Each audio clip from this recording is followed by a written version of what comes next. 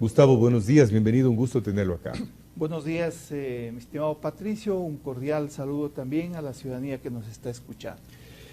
Gustavo, leí una publicación vuestra en redes sociales que quiero que sea objeto de conversación esta mañana y está relacionada con la aparente objetividad en el orden legal de algunas decisiones tomadas por Daniel Noboa. La decisión de terminar una empresa y la tan mediática decisión de terminar con la tabla de consumo de drogas en el país. Vamos con esta última primero. Apareció rompiendo al estilo Rafael Correa la tabla de drogas, pero leyendo con atención el pronunciamiento oficial, no es que se termina la tabla de consumo mínimo, este umbral de consumo de drogas, instruye la terminación en ese documento. En contexto las cosas están así, pero debería implicar reformas legales la decisión para que esté en firme y pueda ser operativa. La situación es mucho más compleja. Más compleja. Mucho más compleja. Porque hay una disposición constitucional en la que se señala que las adicciones son un problema de salud pública. Claro. Y que no serán punibles. Es decir, un consumidor no puede ser detenido y recluido. Un consumidor es un enfermo, dice la exactamente, la normatividad como un delincuente. Sí, sí. Sino que el Estado tiene que darle condiciones para su rehabilitación. Entonces, el artículo 220 del Código Orgánico Integral Penal, sí, recogiendo esta disposición constitucional, establece el delito de tráfico, le ha cambiado el nombre y es larguísimo, el tráfico de drogas o sustancias prohibidas. Sí, sí. Y establece que el consumo no será punible y deberá expedirse una tabla de umbrales de consumo, sí, por la autoridad competente para que los jueces... Eso dice el Código Penal. El Código Penal. Eso lo dice el Código y hay que cumplirlo. Es decir, el Código conmina la existencia de una tabla. Así mismo es. ¿Para qué? Para que los jueces, el momento en que les toque resolver un asunto que se presente en ese sentido, pueda determinar si es consumidor, claro, o si es un microtraficante, claro, o es un traficante. Claro. Si es un consumidor, el propio Código Orgánico Integral Penal dice con claridad que el Estado debe proteger a ese adicto y prestarle, claro, todos los servicios necesarios. Ese adicto es un enfermo y debe ir a una clínica, no a la cárcel. No a la cárcel. Lo que pasa que esta tabla de umbrales, tabla de drogas que le llaman, ha sido mal utilizada, mal aplicada. Y en realidad se la ha utilizado para promover el microtráfico. ¿Ha llegado a favorecer a los microtraficantes? Favorecer al microtraficante, pero en realidad es una mala aplicación por parte de los jueces. De los operadores. Exactamente, justicia, y de los fiscales, obviamente, porque esas sustancias son prohibidas. No es que por ser un consumidor esa persona no comete una infracción. Claro, no le da patente de corso para tener droga. Exactamente. No le da. Esa persona que es sorprendida portando una sustancia ilegal, por más que sea para su consumo, está cometiendo una infracción. El problema es que ese señor no puede, o esa persona, no puede ser juzgado como un delincuente, sino que es considerado un consumidor, un adicto, y el Estado tiene que proporcionarle los mecanismos, claro, necesarios así manda la Constitución, para su rehabilitación. Así manda el Código Integral Penal. Ese es el gran problema. Entonces, todo este drama... El presidente se vio presionado porque lamentablemente a este elemento que es técnico en la operación de justicia se le dio una connotación electoral, política. Usted sabe que en la campaña electoral, claro, evidentemente lo que buscaban, claro, es decirle, vea, el consumo de drogas en el país se implementó a partir de que Correas creó la tabla de drogas. Claro. Y no era la cuestión tan así. Ya le digo yo de dónde viene, claro, y cómo debe, claro, interpretarse. No, sí, de acuerdo. Entonces lo que hizo el presidente Noboa también es un drama que en realidad no está haciendo nada porque no va a poder reformar el Código Orgánico Integral Penal. Eso tampoco Claro, ha lo va a dispuesto poder Noboa hacer. que se termine la tabla, que se elimine la tabla, pero la disposición legal en el Código Penal consta que el juzgamiento o la acción judicial está sobre la base de una tabla. Claro, ahí dice que la autoridad competente deberá emitir una tabla Claro, de umbrales de claro. consumo. Entonces, Conmina, obliga. ¿quién lo tiene que hacer? Yo le he hecho seguimiento. Alguna vez le hice seguimiento yo para ver cuál es la autoridad Ya. que tiene que Es regular muy eso. interesante ese punto. Y la autoridad que tiene que regular eso es el Ministerio de Salud. El Es la Ministerio Autoridad de Salud. Nacional de Ya. Salud. Voy a hablar con claridad, Gustavo. Dispone Noboa que se termine la tabla de Correa, pero obligatoriamente deberá emitir otra tabla. Así mismo es, porque lo ordena Claro, lo ordena la ley. la Constitución, Y el Código Orgánico Penal. Integral Penal, en el artículo 220, y tendrá que darle algún otro nombre o recomendaciones. Y para la posiblemente el rehabilitación, Ministerio de etc. Salud, que usted refiere con su profesionalismo, deberá responsabilizarse de esta acción, defina otros umbrales, posiblemente. Puede ser. Pero lo que no puede es dejarse de tener en el país esa tabla. No puede porque eso le permite a los jueces determinar si una persona es consumidor o si es un microtraficante o traficante. Y el consumidor no es sujeto de ser procesado penalmente. Claro, Ese es el él asunto. no tiene que ir a la cárcel, se hacinarían más las cárceles, tiene que ir a un centro A una de recuperación. clínica de rehabilitación. Así El manda. problema es que el Estado no tiene infraestructura. Mire solamente el caso de Loja. El Aquí Estado no hay, aquí en Loja no tiene hay. centros de rehabilitación No hay. públicos. Hay algunos privados. El Estado debería llegar a ciertos convenios para poder, evidentemente, solucionar o enfrentar este problema. Pero usted sabe que desde el punto de vista de la salud hay lo que se llama la medicina preventiva, y es ahí donde creo yo que se debe realmente concentrar todos los esfuerzos para que los jóvenes, los niños, no caigan en estas tentaciones, obviamente, de los grupos mafiosos. Ya con este análisis es inteligente entonces la instrucción que da Noboa. Noboa tiene conocimiento y no manda a terminar la tabla, dispone que se siga un procedimiento para eliminarla. Y la incorpora ahí a la ministra de Salud. Claro, y la incorpora la ministra. Claro. Sí, está actuando entonces en procedimiento, tiene conocimiento, él reconoce que la Constitución y la ley determinan la existencia de una tabla para el juzgamiento y el procedimiento jurídico. Así mismo es. Ese es el asunto. Perfecto. Vamos a ver qué sale producto de este. En días, no sé, habrá que entonces estar a la espera de la nueva tabla de consumo. Gustavo, termina una empresa el presidente también mediante una acción que le corresponde. ¿Es legal? Mire, en el año 2017 se hace una reforma a la Ley Orgánica de Empresas Públicas Sí. y se crea la disposición que el presidente de cada directorio de las empresas públicas, el presidente del directorio, será a su vez el presidente del directorio de esta empresa coordinadora de las empresas entidades públicas. Entonces usted no puede ordenar la liquidación de esa empresa coordinadora mientras no reforme la Ley Orgánica de Empresas Públicas, porque la Ley Orgánica de Empresas Públicas le dice que todas las empresas públicas creadas por la función ejecutiva tienen que tener como miembro de su directorio al presidente de esta empresa. Entonces no la puede desaparecer, porque entonces ¿qué va a pasar? Que van a quedar sin ese delegado todas las empresas públicas. Claro.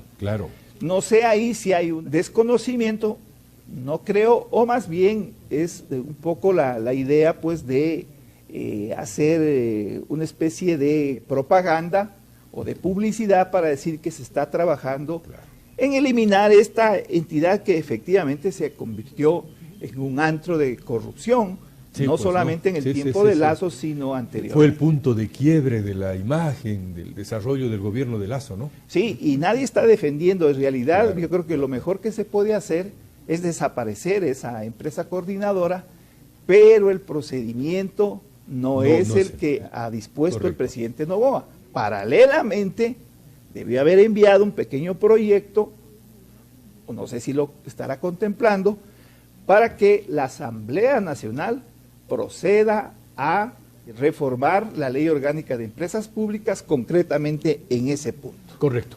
Gustavo, aprovecho su presencia en un acto, utilizó usted la categoría drama, también fue un poco hasta dramático. El señor ministro de Economía junto al presidente de la República nos han dicho a los ecuatorianos, voy a bordear cifras, Gustavo, tenemos 180 millones, debemos 2.800 y al final del año nos faltarán 5.000. Crítica la situación del país. Ustedes han tenido la fineza de invitarme aquí algunas veces. Siempre lo hemos hecho. Y lo hemos venido analizando y hemos dicho claramente que el déficit fiscal va a ser aproximadamente de 5.000 millones de dólares en el año 2020. 5% del Producto Interno Bruto. 5% del Producto Interno Bruto, que es lo que está diciendo el Sí. Y en realidad es así, burdeando cifras es así. Exactamente. Hemos dicho que el ritmo de crecimiento que había proyectado el Banco Central no se va a cumplir, que había proyectado inicialmente en el 3% de crecimiento del Producto Interno Bruto. Tendremos un crecimiento del Producto Interno Bruto de máximo un 1.5%, etcétera. Es decir, todo el drama del señor ministro y del señor presidente ya lo conocíamos. A lo mejor los ciudadanos no lo conocían. Pero quienes estamos en este ambiente de análisis político y de análisis económico, ya lo conocíamos. Él sabía, el presidente Noboa, sabía a qué se enfrentaba y sabía que las situaciones estaban muy complejas. Él tenía que tener, tome en cuenta que lleva ya más de un mes, él tenía que tener ya un plan de emergencia para enfrentar el problema económico, el problema financiero, y me parece a mí que por ese lado se descuidó, porque recién este lunes se nombra oficialmente al ministro de Economía y Finanzas. Y lo primero que hace el caballero es salir a preocuparnos a los ecuatorianos. Salirnos a preocuparnos y a decirnos pues que la situación es dramática, y en realidad la situación del país es dramática. Claro, pero si se tiene 180 en caja y se tiene un atraso de 2.800, va a ser un mes dificilísimo, un mes que involucra pagos de temporada, el 10º. Mire, son sueldos, sobre sueldos, son transferencias a los gobiernos autónomos centralizados. Que están represadas. Es el pago al Instituto Ecuatoriano de Seguridad Social, pero represado mire, también. Esto pasa todos los años. Bueno, sí, eso también, ¿no? Eso todos también. Los años están sufriendo los gobiernos porque no tienen para pagar el sueldo de los empleados públicos del mes de diciembre, que se paga sueldo y se paga el sobresueldo, que es casi otro sueldo, que es otro sueldo en realidad.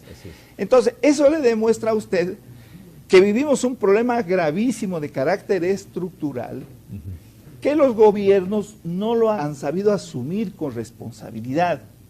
¿Será que el Ecuador tiene que llegar a tocar fondo precisamente para que se tomen las medidas necesarias? Y estas medidas son muy sencillas. Discúlpeme la expresión. ¿Cuáles son en cuanto a la definición. En cuanto a la definición. ¿Cuáles son, Gustavo? O reducir los gastos. Disminuir el tamaño del Estado, es la única forma. O mejorar la recaudación de los ingresos. ¿Cómo se disminuye el gasto público? Con el tema subsidios.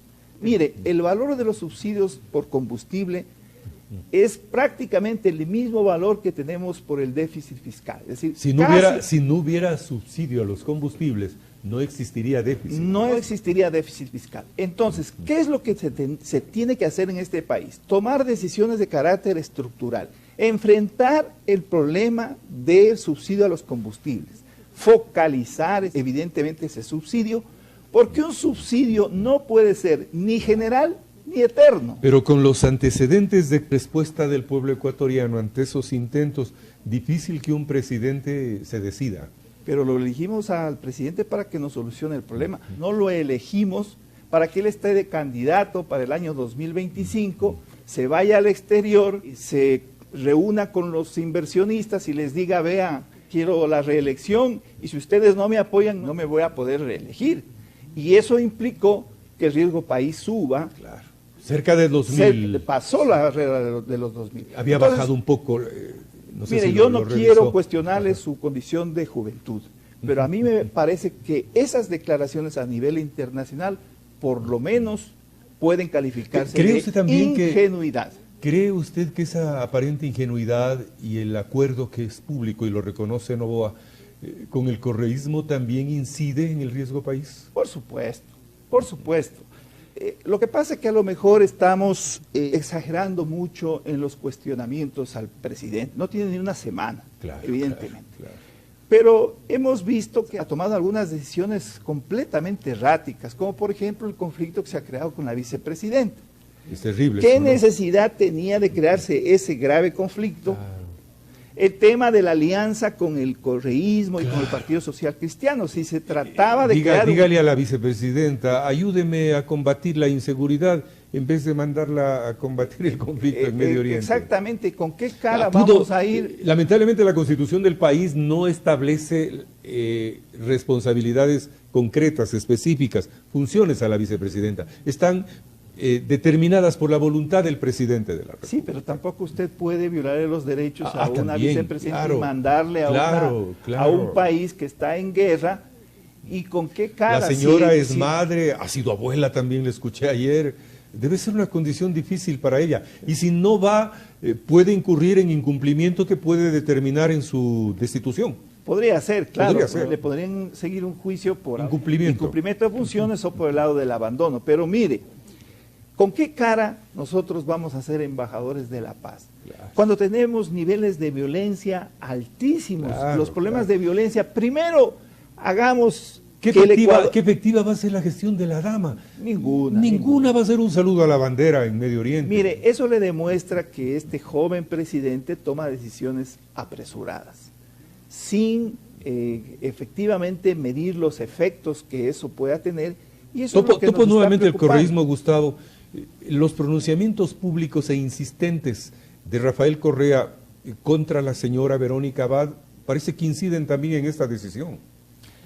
Vea, aquí hay dos cosas importantes, valga la pena. El Ecuador va a presidir el Consejo de Seguridad. Sí.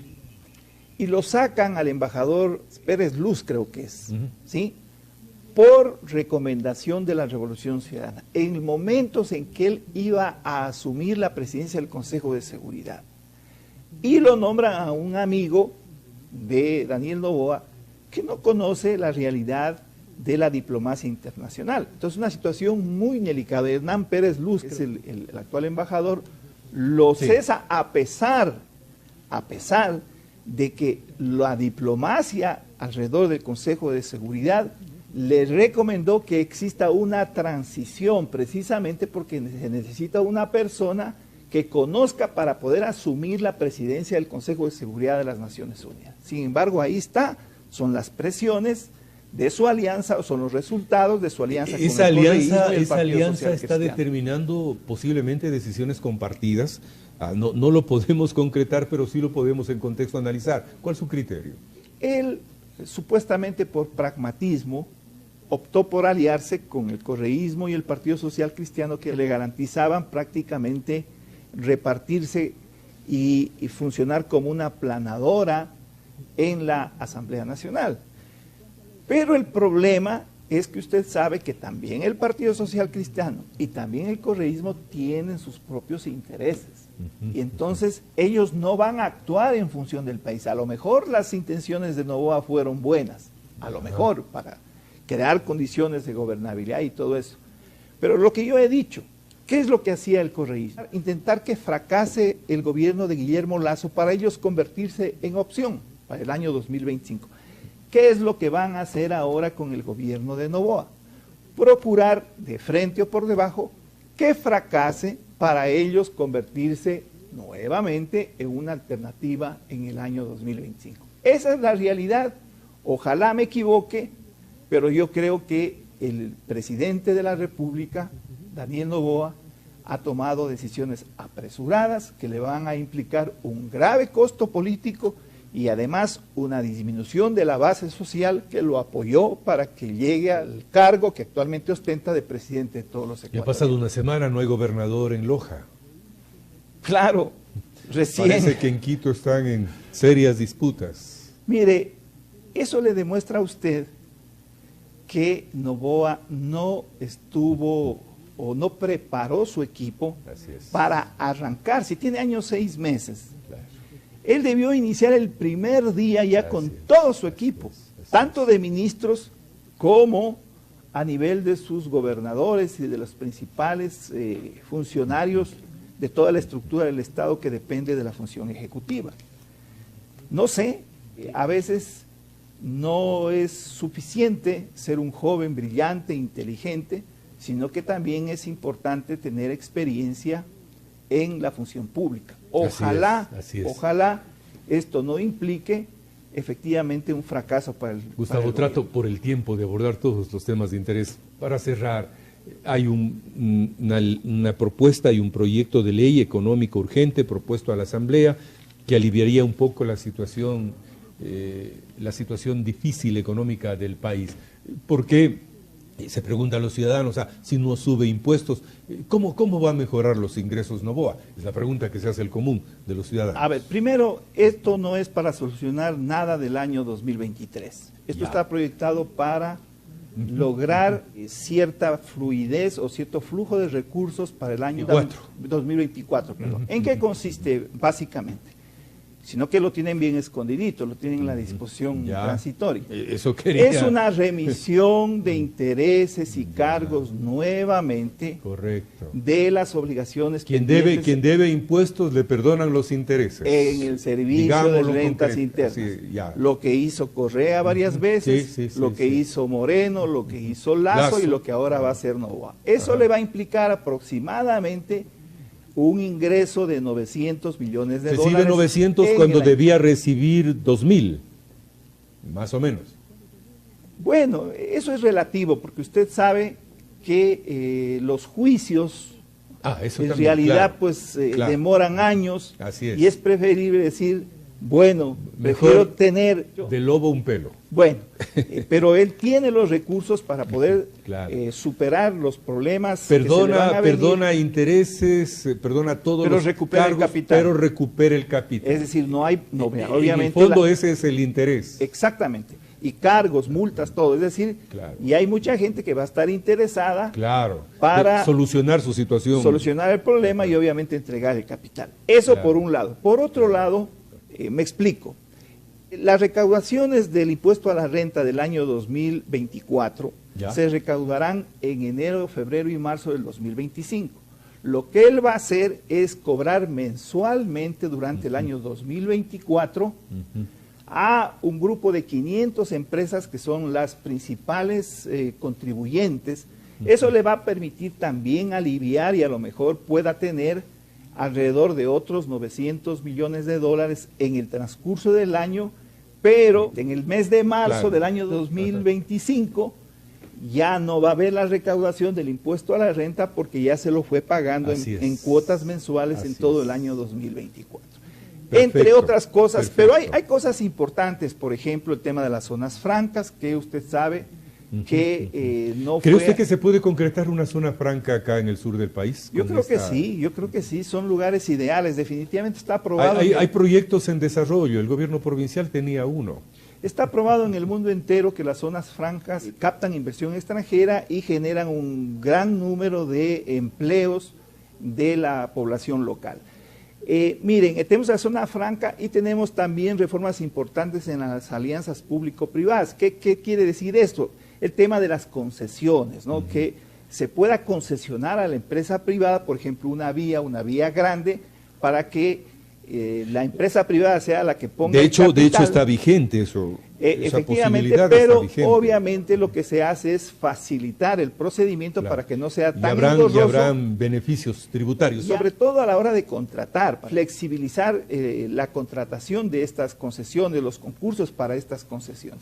Y adicionalmente, pues son cosas menores, pero obviamente ocupan el principal titular del proyecto de ley, que son ciertos estímulos para el pago del impuesto a la renta quien contrate a jóvenes hasta los 29 años e incluso a personas privadas de la libertad. Y para las organizaciones, para las unidades productivas que beneficien y apoyen al deporte también hay incentivos. Exactamente, bueno, eso es positivo, pero en realidad ese no va a solucionar el problema del desempleo, porque aquí lo hemos dicho varias veces, la única posibilidad de solucionar el problema del desempleo en el país es obtener inversión nacional y extranjera, porque eso es lo que efectivamente va a mejorar las condiciones de vida de la población. Gracias, Gustavo, por venir. Y termino con esto. Y ninguna ley a usted le va a permitir esa recaudación, sino más bien la seguridad que puede ofrecer un país. Es decir, necesitamos eliminar la conflictividad social y la conflictividad política. Gracias, Gustavo. Muy amable, muy gentil.